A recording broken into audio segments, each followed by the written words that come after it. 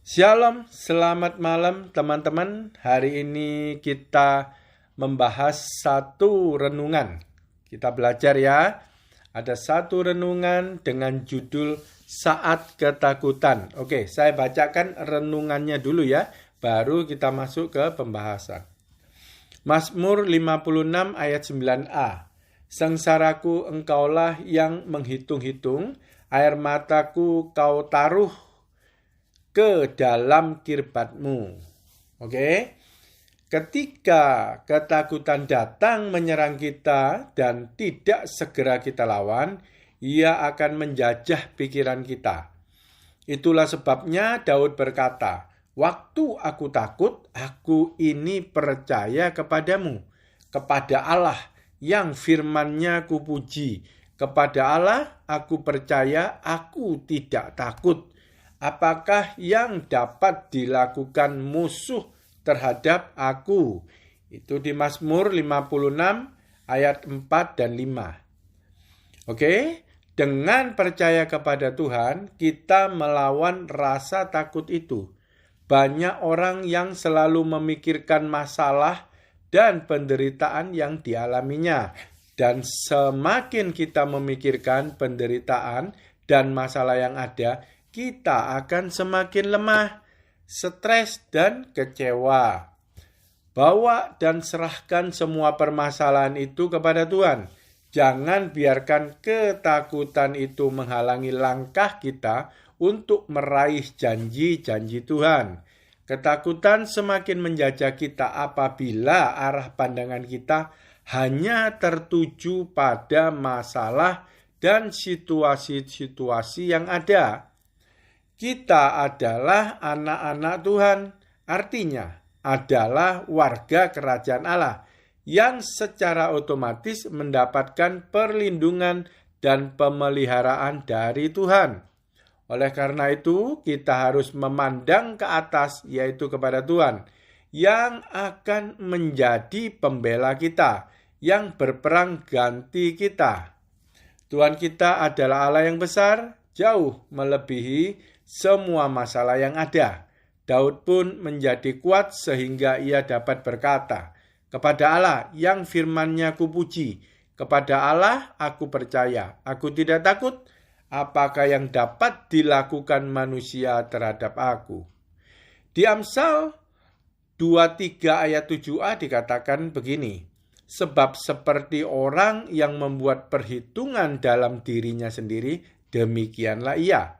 Artinya, hidup ini sesungguhnya tergantung dari pikiran kita. Kadangkala pikiran kita yang menjajah diri kita sendiri. Terkadang pikiran kita sendirilah yang mengecilkan dan meragukan Tuhan.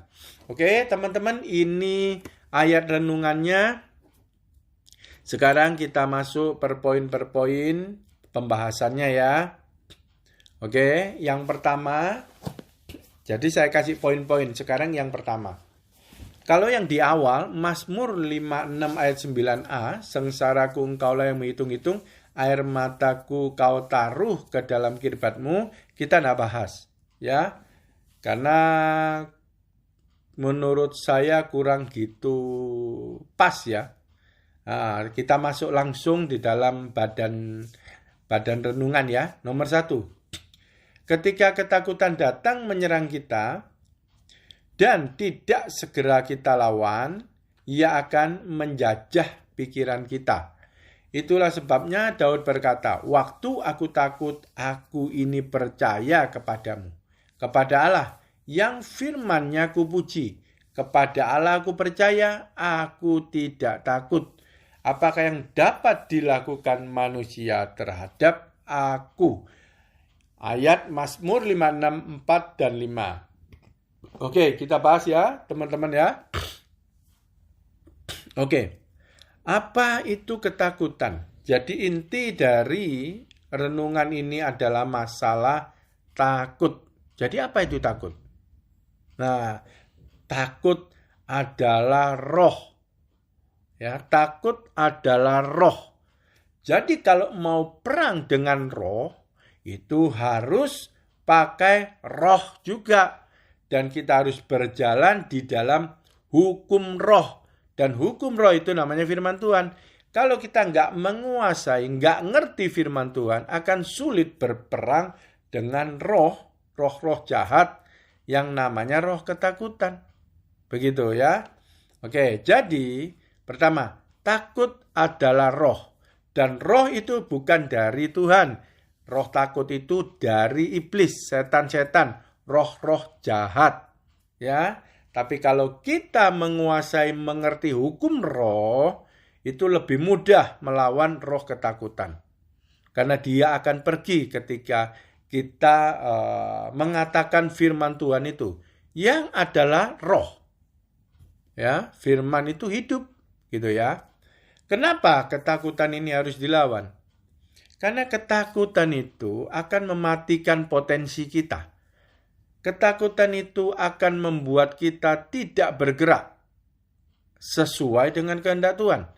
Jadi kehendak Tuhan maunya begini, kita tidak bisa. Karena ada roh ketakutan. Dan jadi roh ketakutan itu yang akhirnya mengemudikan kita. Jadi kita itu seperti menyembah roh ketakutan itu. Roh ketakutan itu mengarahkan langkah-langkah kita. Jadi bukan lagi Tuhan. Tetapi roh ketakutan yang mengarahkan langkah-langkah kita.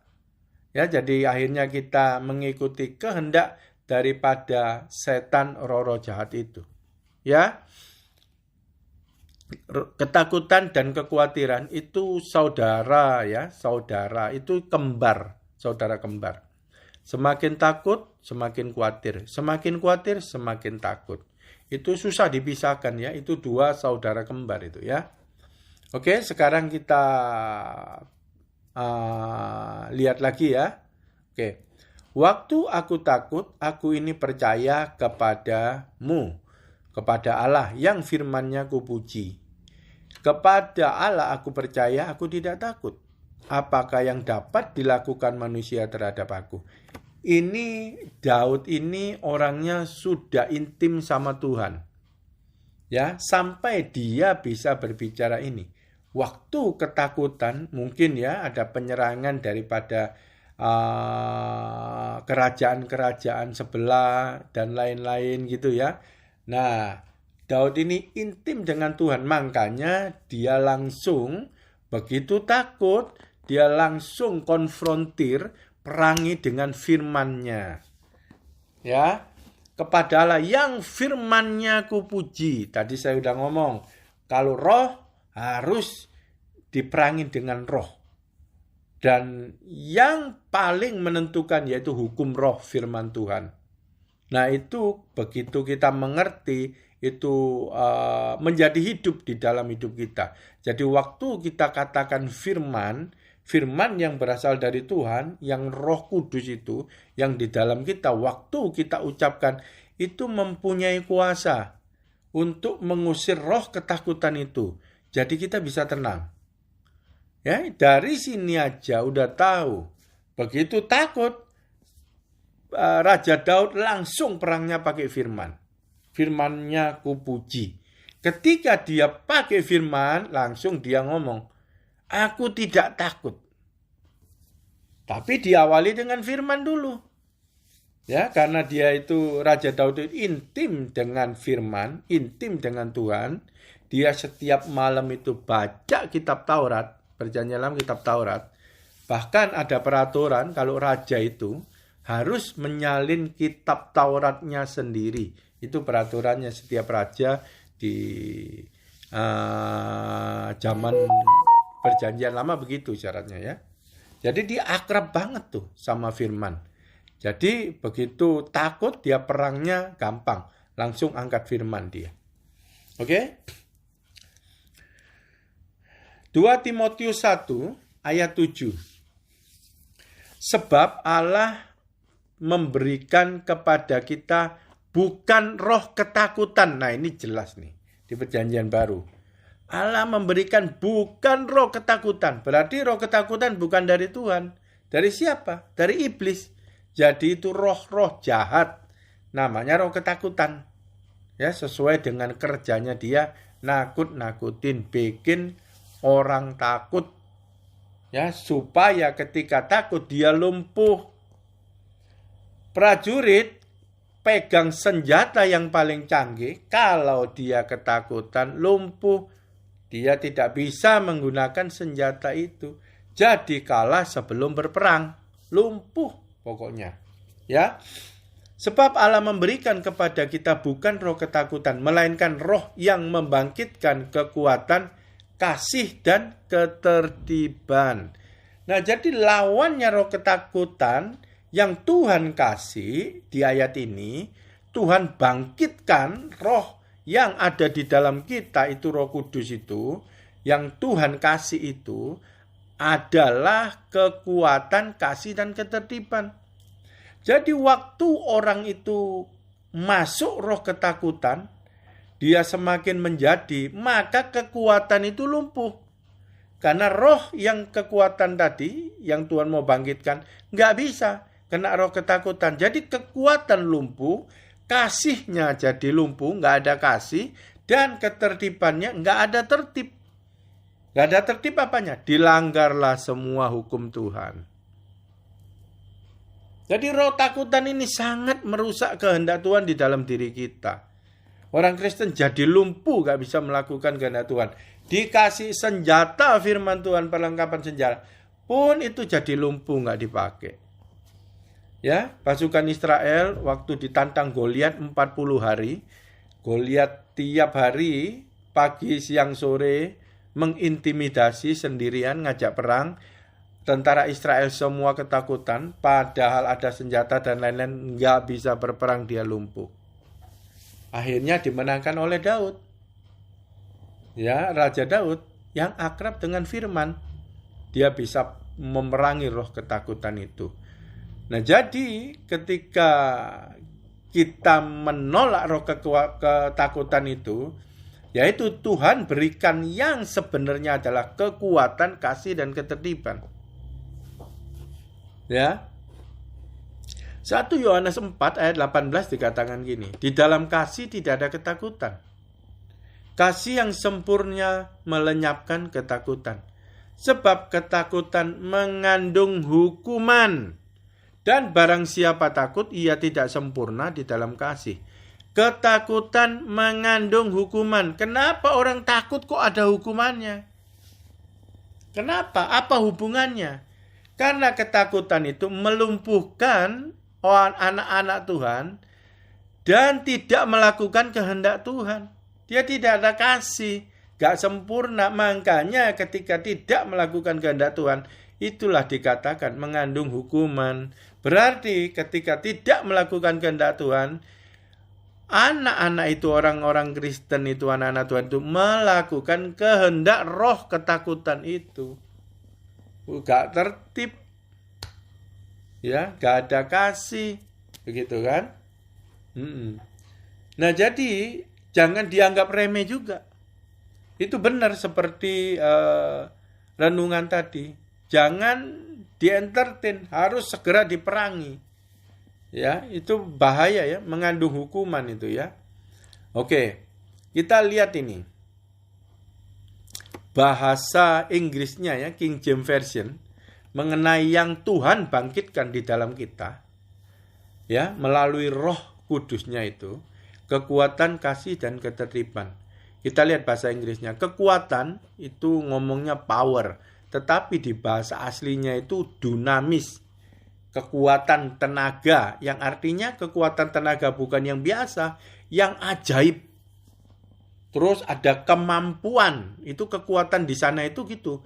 Mengandung kekuatan ajaib, kemampuan, kelimpahan, kehebatan. Kehebatan di sini di ngomongnya mighty work, wonderful work. Pekerjaan yang benar-benar besar, yang luar biasa. Itu kekuatan yang dimaksudkan, yang Tuhan kasih di dalam diri kita. Tapi itu akan lumpuh kalau kena roh ketakutan. Ya, bayangin Tuhan kasih kekuatan itu, dunamis yang tadi dibilang. Nah, oke, terus keduanya kasih. Nah, kasih di dalam bahasa aslinya ini agape, yang di ayat 2 Timotius 1 ayat 7 itu kasihnya itu agape yang dikatakan. Jadi benar-benar kasih gitu ya, yang bukan kasih fisik gitu ya. Kasih agape itu yang murni seperti Tuhan kepada kita. Nah itu dikasih ke kita. Jadi supaya kita bisa mengasihi Tuhan. Kalau kita mengasihi Tuhan maka kita melakukan segala perintahnya, yaitu segala kehendaknya. Makanya ketika kena roh ketakutan, kita itu macet, gak bisa melakukan kehendak Tuhan. Dan itulah dikatakan ketakutan mengandung hukuman. Nah ketiga, ketertiban. Ketertiban itu bahasa Inggrisnya, King James Version-nya, sound mind.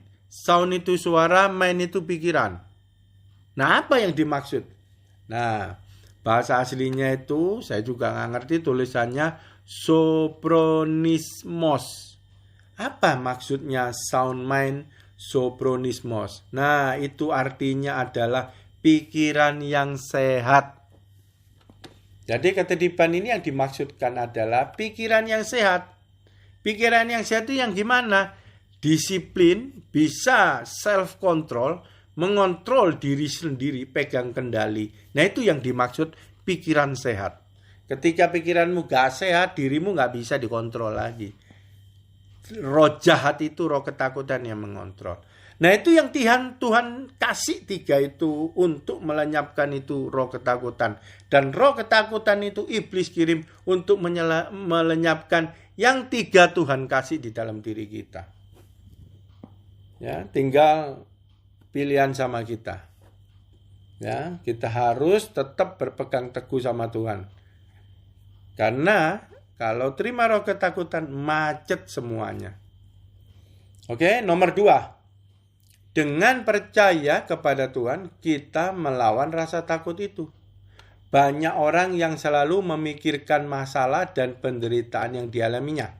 Dan semakin kita memikirkan penderitaan dan masalah yang ada, kita akan semakin lemah, stres, dan kecewa. Oke, kita lihat. Semakin kita memikirkan penderitaan dan masalah, berarti apa? Merenungkan. Yang direnungkan bukan firman Tuhan, yang direnungkan adalah penderitaan dan masalah. Ya akhirnya yang dikasih makan itu yang negatifnya. Makanya kita semakin lemah, stres, dan kecewa. Makanya Tuhan perintahkan renungkanlah firman itu siang dan malam. Bukan merenungkan, memikirkan penderitaan dan masalah. Nah gimana bisa percaya sama Tuhan yang direnungin penderitaan dan masalah? Ya tambah lemah lah setiap hari. Yang negatif yang diberi makan. Lah terus gimana mau perang rasa takut? Firmannya udah lupa semuanya. Karena semua yang dipikirannya itu cuma penderitaan dan masalah. Jadi gampang gak percaya sama Tuhan? Kalau ngomong cuman percaya Tuhan tuh gampang. Tetapi waktu peperangan itu yang kelihatan orang itu benar-benar merenungkan firman siang dan malam atau merenungkan penderitaan dan masalah setiap hari. Jadi stop. Ya, yang setiap hari yang lebih kuat adalah harus merenungkan firman Tuhan itu. Dikatakan siang dan malam karena kekhawatiran, ketakutan itu bisa siang dan malam, gak berhenti juga. Selama otak kita jalan, ya itu terus saja. Yang dia mau menjajah itu benar sekali. Semakin lemah, stres, kecewa, ya pastilah penderitaan dan masalah doang di otaknya. Ya, kalau ada firman, itu baru setiap hari merenungkan firman itu siang dan malam. Yosua 1 ayat 8. Baru dikatakan, yes, aku percaya kepada Tuhan. Dan baru terus bisa tempur melawan roh ketakutan itu. Ya. Yohanes 14 ayat 12 dikatakan gini, aku berkata kepadamu, sesungguhnya barang siapa percaya kepadaku, ya aku akan melakukan juga pekerjaan-pekerjaan yang aku lakukan. Bahkan pekerjaan-pekerjaan yang lebih besar daripada itu. Sebab aku pergi kepada Bapa. Nah nih, barang siapa percaya kepadaku, ia melakukan pekerjaan-pekerjaan yang aku lakukan. Orang percaya Tuhan itu tidak bisa diem. Percaya itu kalimat aktif. Jadi apa yang kita percayai? Yang perintah Tuhan.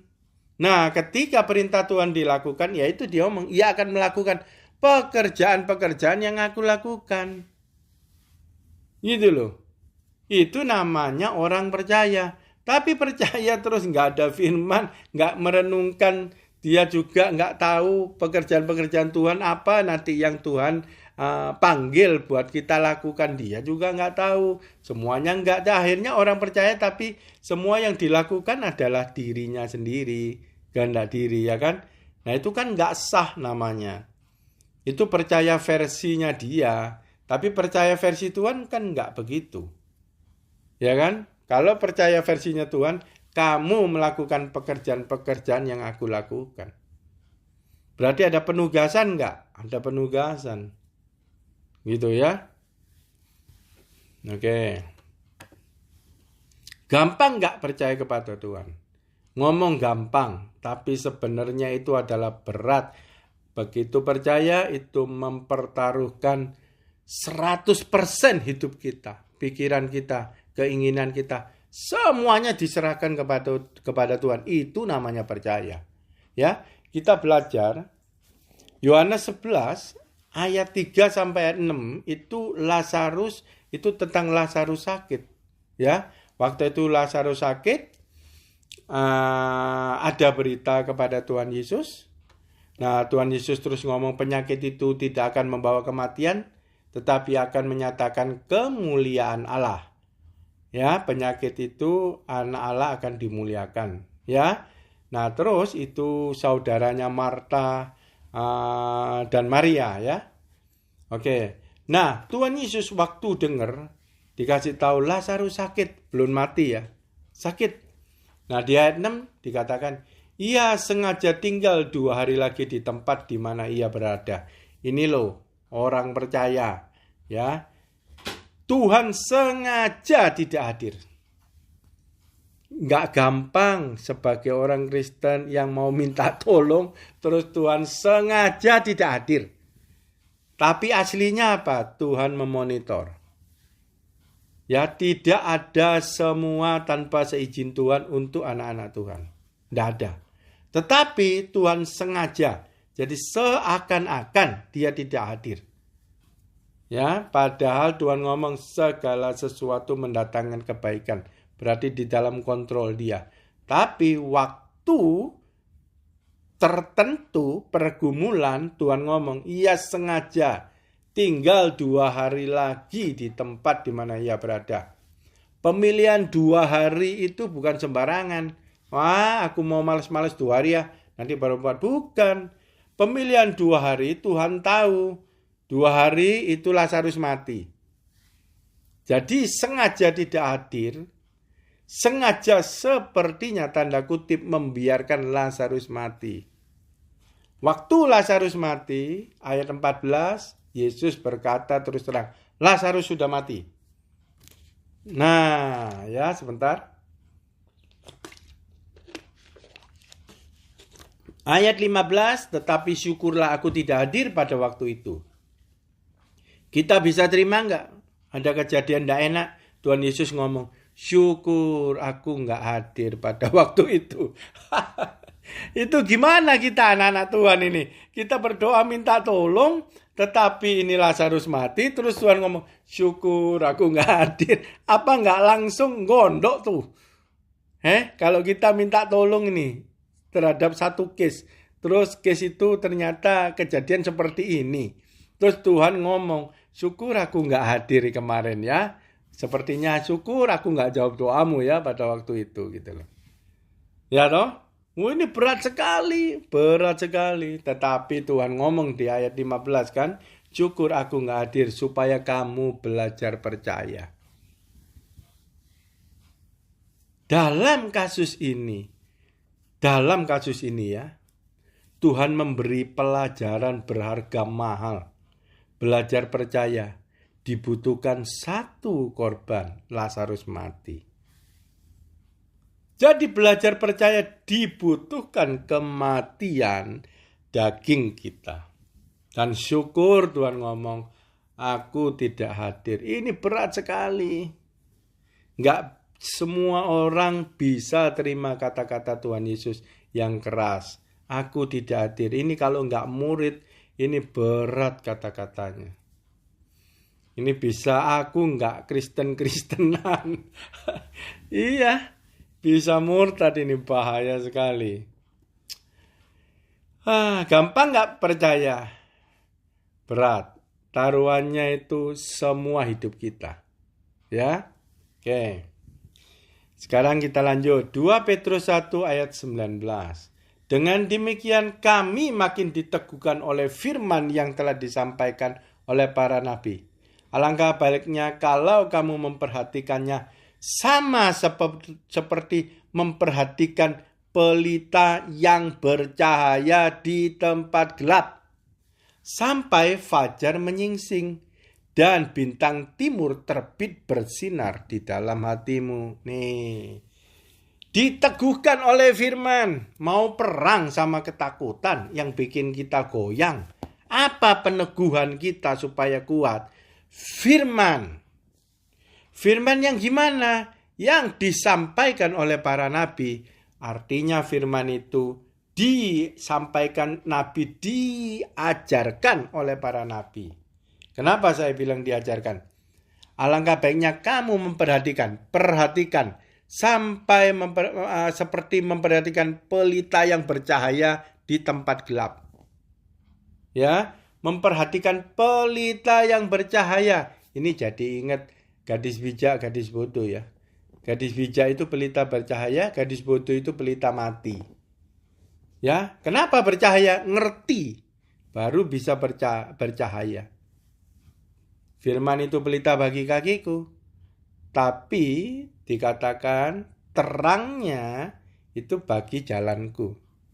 Bisa melangkah karena ada penerangan, ada pelita nyala, kelihatan jalan, baru kaki bisa melangkah. Ya kan? Makanya dibilang memperhatikan.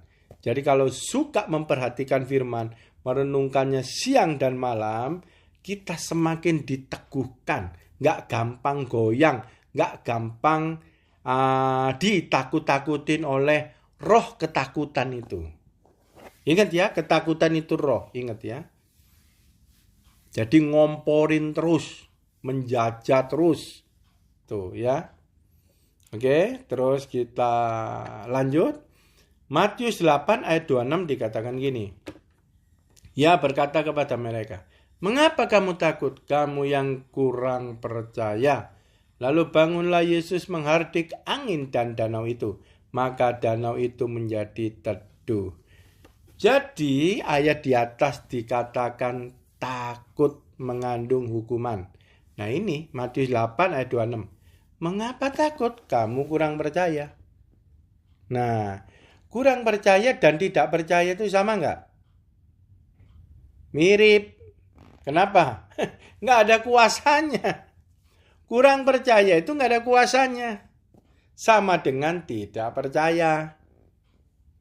Karena takut, dan takut itu adalah roh yang bukan dari Tuhan. Takut itu adalah roh dari setan yang melumpuhkan iman orang Kristen. Sehingga iman itu tidak bisa bekerja. Makanya dikatakan ketakutan mengandung hukuman.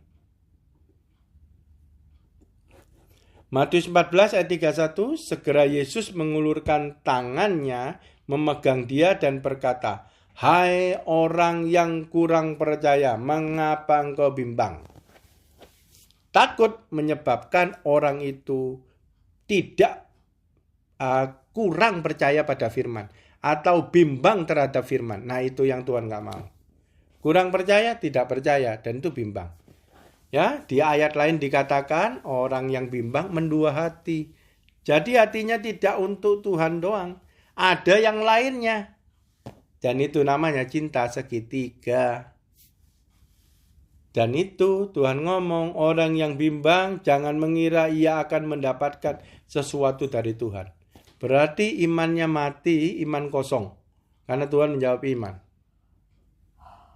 Ya. Oke.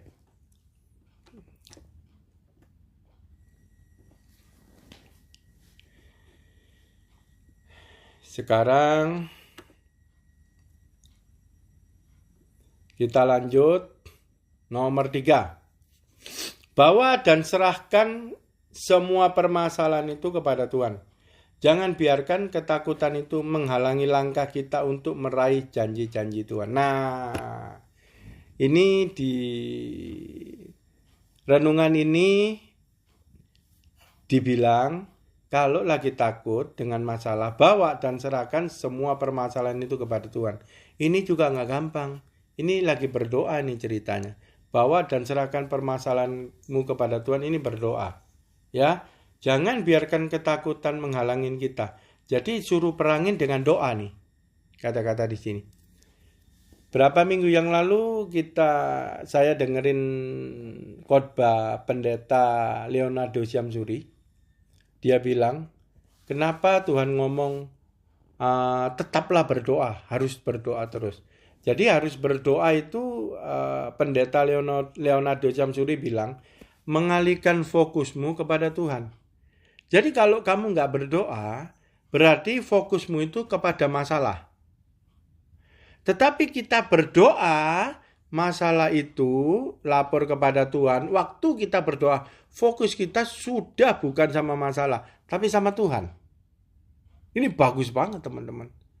Jadi waktu ketakutan, kekhawatiran nyerang, berdoa. Artinya fokus kita sudah bukan masalah itu, tapi pada Tuhan. Nah ini yang nomor 3 ini cocok. Bawa serahkan semua permasalahan itu kepada Tuhan. Jadi kita fokus kepada Tuhan. Nah otomatis roh ketakutan itu terabaikan. Gitu ya. Tidak terlayani. Jadi dia tidak bisa menjajah mengompori kita. Ya, jangan biarkan ketakutan itu menghalangi langkah kita untuk meraih janji-janji Tuhan. Maksudnya, kamu jangan lumpuh. Kena roh ketakutan terus jangan lumpuh. Jangan tidak melakukan kehendak Tuhan. Jangan berhenti merenungkan firman itu. Karena waktu kita tetap merenungkan, berdoa sama Tuhan, sehingga roh ketakutan itu tidak terlayani, kita tetap fokus kepada firman, dan langkah kita meraih janji Tuhan, maksudnya kita melakukan kehendak Tuhan. Melakukan kehendak Tuhan adalah jalan menuju meraih janji-janji Tuhan itu. Ya, hari ini enggak, berarti satu hari lebih dekat kepada janji-janji Tuhan. Realisasinya ya. Nah, jadi berdoa itu kuat dan manjur sekali untuk melawan rasa ketakutan itu. Ya. 4. Ketakutan semakin menjajah kita apabila arah pandangan kita hanya tertuju pada masalah dan situasi-situasi yang ada. Nah, ini kayak tadi. Fokusnya gini. Kalau fokus kepada masalah, situasi, dia semakin menjajah roh ketakutan. Maksudnya apa menjajah itu? Roh ketakutan itu akan membuka pintu kepada roh-roh jahat lainnya masuk di dalam hidup kita. Dan dia menjajah, nanti masuk ke area lainnya. Ke area ini, ke arah itu, ke arah keluarga, ke arah anak-anak, ke arah lain-lain. Ya. Nah, jadi itu menjajah. Menjajah berarti seluruh area kehidupan kita mulai dikuasai oleh dia. Nah, jadi siapa ketuanya roh ketakutan? Dia yang membuka pintu-pintu roh jahat yang lainnya masuk. Sehingga kita terpenjara akhirnya. Ketuanya roh ketakutan. 5. Kita adalah anak-anak Tuhan. Artinya adalah warga kerajaan Allah yang secara otomatis mendapat perlindungan dan pemeliharaan dari Tuhan.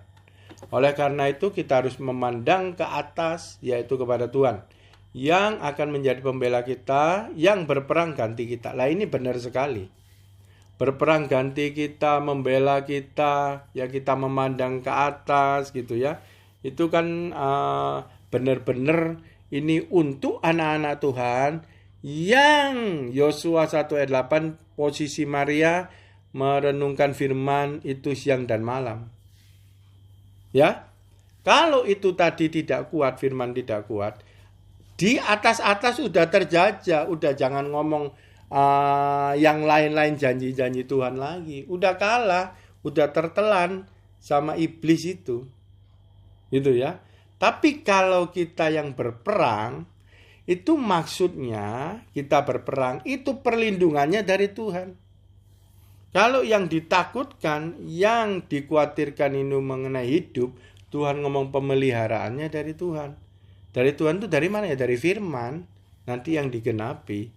Perlindungannya dari mana? Dari firman yang digenapi nanti dalam hidup kita.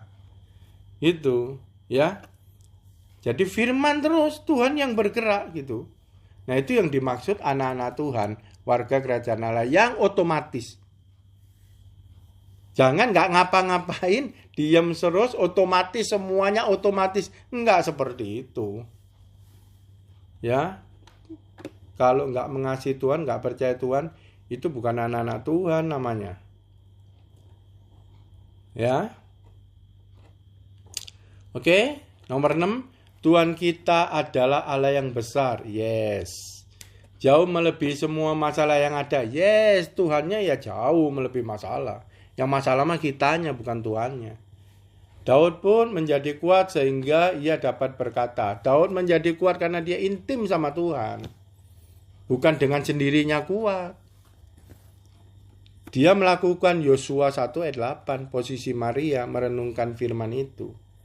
Kepada Allah yang firman-Nya kupuji, kepada Allah aku percaya, aku tidak takut apa yang dapat dilakukan manusia terhadap aku.